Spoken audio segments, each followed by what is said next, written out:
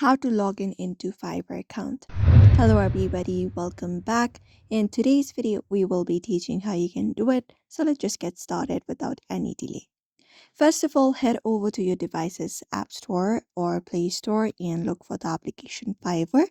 And you can search for it, and once it is installed, just go ahead and open it up on your screen by tapping on open.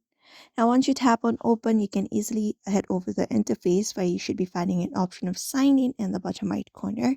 Go ahead and tap on it and you will be located to the sign in page. Now, all you gotta do is use your credentials in order to log in.